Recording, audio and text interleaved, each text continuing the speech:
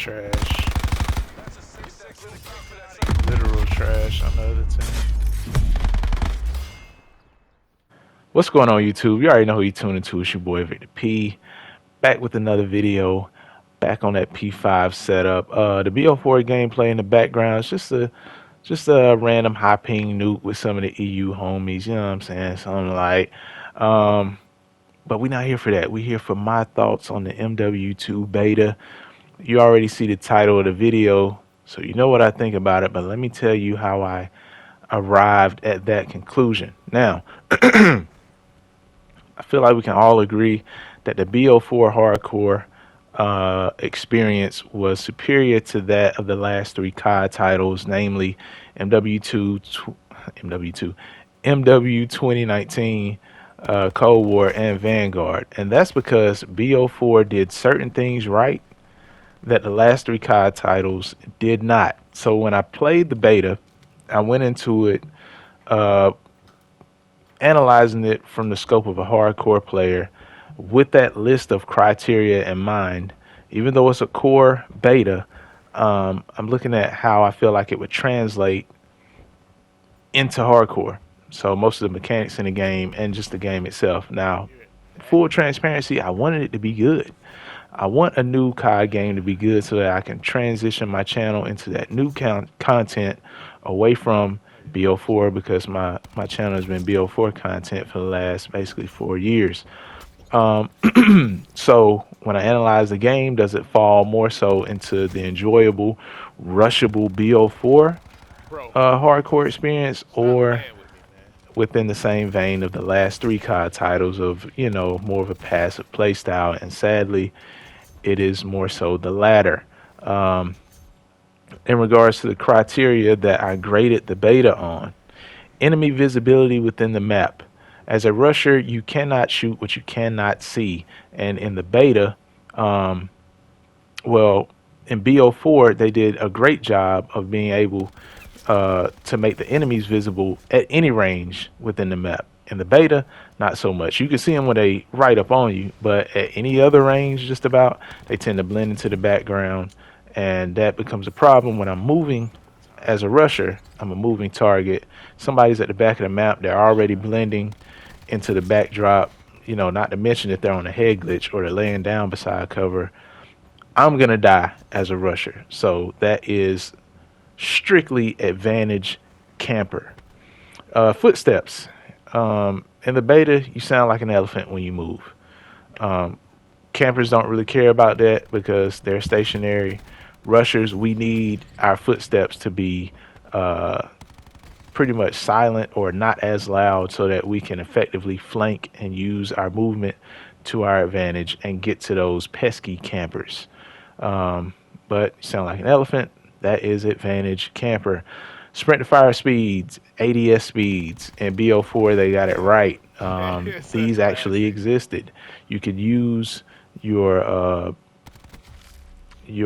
quick reactions to their full potential as a rusher in BO4, because the sprint to fire and ADS speeds were good. In the beta, I feel like my gun weighs 2 tons whenever I try to pull it up.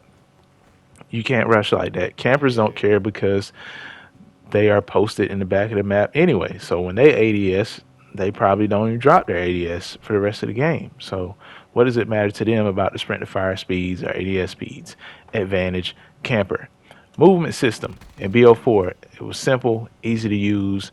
Jump, slide, drop shot. You can combo those moves into each other depending on, the situation, and fully take advantage of moving and using movement to make your enemy miss shots, especially if they're, ADS'd. If you're flying straight at them, pretty easy to hit. But if you're jumping and sliding and putting different movements on their camera for them to have to actually focus on, you have a better chance to survive as a rusher. MW2 movement is not as good.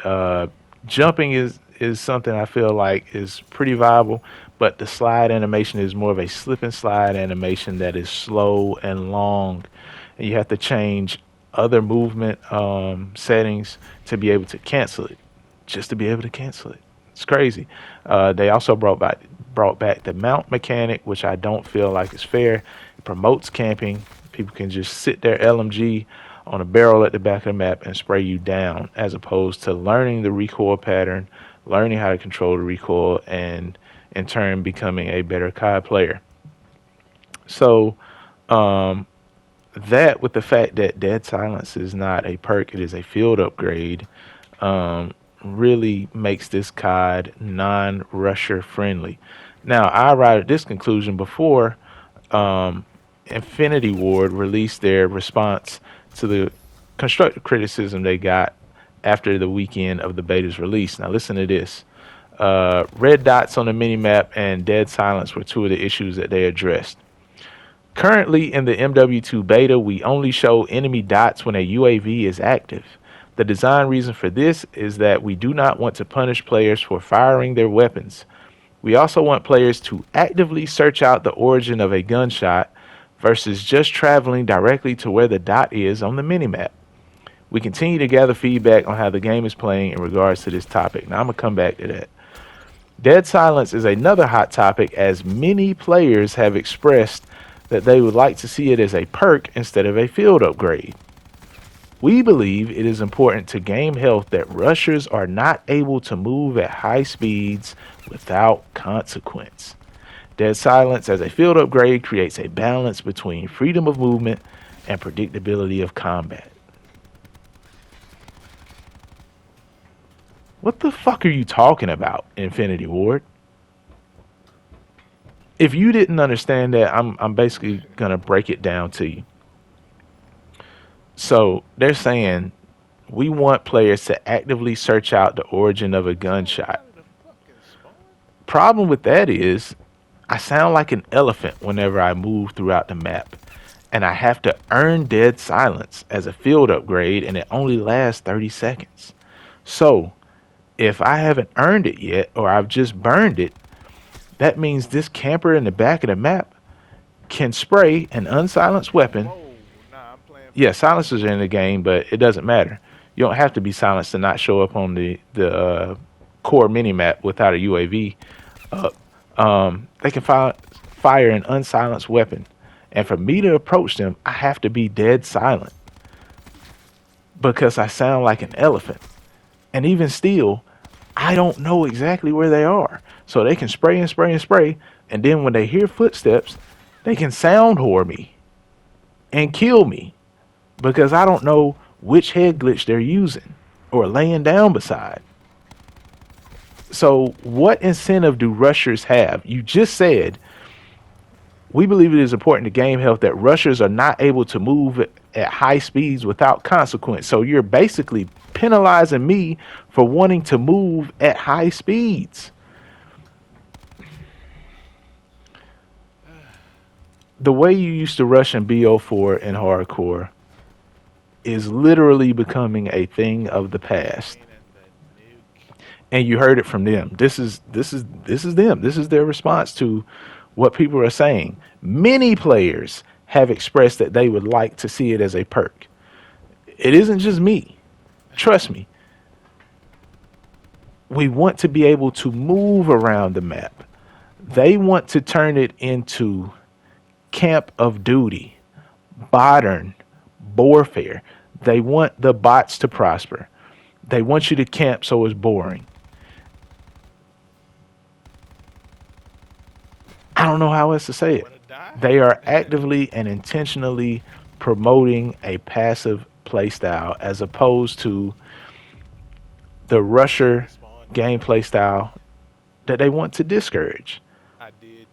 They're taking away your dead silence from you as a perk that you get to use all game. They're taking away your sprint to fire ADS speed so you can't use your reaction time. They're making the movement clunky so you can't move, and they make it so you can't see the enemy so you can't shoot them anyway. So it's like, it's done, man. It's over. Like, comment, subscribe. It's your boy Victor P, man. I'm out.